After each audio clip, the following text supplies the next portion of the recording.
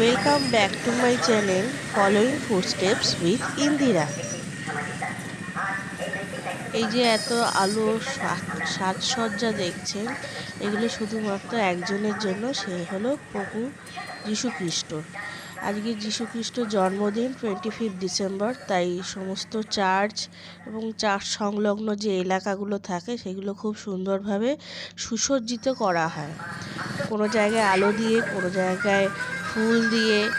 এখানে আমরা এসেছি সেন্ট পল চার্চ, যেটা কিনা একদম আমাদের বাড়ির খুব কাছেই।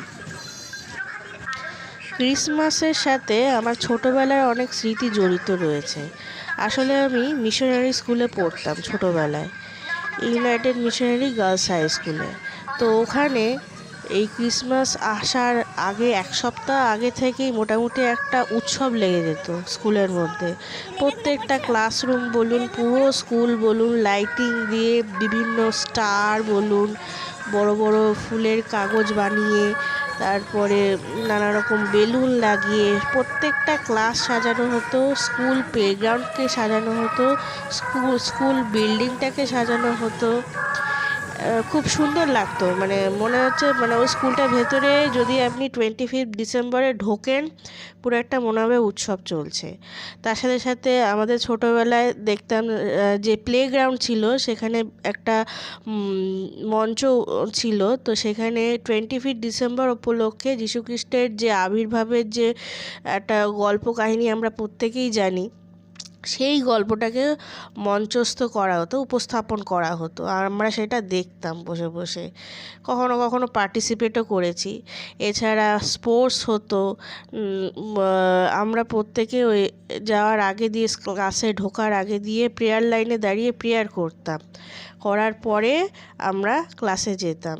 স্পোর্টস হতো, এবং সেদিনকে আরও একটা মজার ব্যাপার হতো যে প্রত্যেকে কিন্তু স্কুল ইউনিফর্ম পরবে না, যে যার নিজের ইচ্ছা মতো ড্রেস পরে আসবে বাড়ি থেকে। তো ওই একটা দিন আমরা ভীষণ ভাবে আর কি আনন্দ করতাম। এবং স্পোর্টসের পরে একটা লেবু লজেন্স দেওয়া হতো, ওই লজেন্সটা আমার খুব প্রিয় ছিল।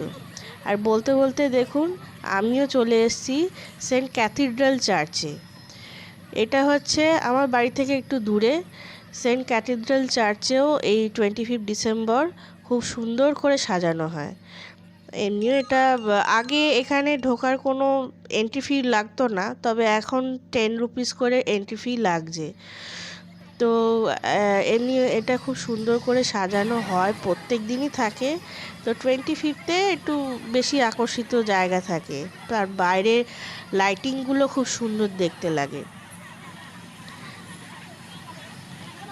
এই হচ্ছে বাইরের লাইটিং, পুরো এখান থেকে পার্ক স্ট্রিট এরিয়া সুন্দর করে লাইটিং দেওয়া থাকে। এটা হচ্ছে বিড়লা প্যাভিলিয়নের ঠিক পাশে।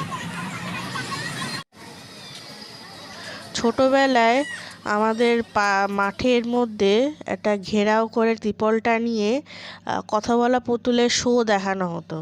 তো বড় হতে হতে সেও আর আমি দেখতে পাই না এখন, যেটা কিনা আমি নন্দনের ঠিক পাশেই একটা কালচারাল প্রোগ্রাম হচ্ছিল, সেখানে আমি এসে দেখলাম। তো বেশি ক্লিপিংস নিতে পারিনি, একটুখানি নিয়েছি আপনাদের দেখানোর জন্য।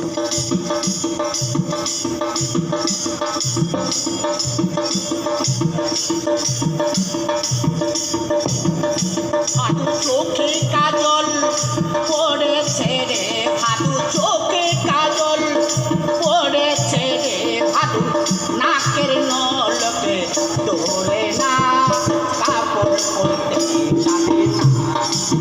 ভাদু আমার ছোট ছেলে, কাপড় পরতে জানে না। ভাদুর মাথায় ফিতে, পায়ে চটি, ভাদুর মাথায় ফিতে, পায়ে চটি, ভাদুর গায়ে কাপড়ে থাকে না, কাপড় পরতে জানে না। ভাদু আমার ছোট ছেলে, কাপড় পরতে জানে না। কেন এত ভারী, যাবে ওকে শ্বশুর বাড়ি, ও তোর মুখটা কেন এত ভারী, যাবে ওকে শ্বশুর বাড়ি। হলো তুই মুখ তুলি তুই, হলো তুই মুখ তুলি তুই, বল না কথা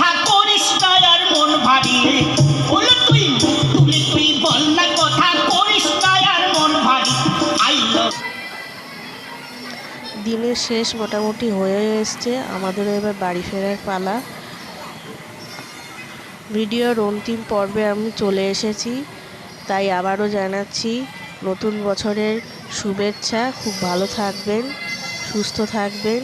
ভিডিওটা কেমন লাগলো জানাবেন, সাথে লাইক, সাবস্ক্রাইব এবং একটা কমেন্ট করে দেবেন। নমস্কার।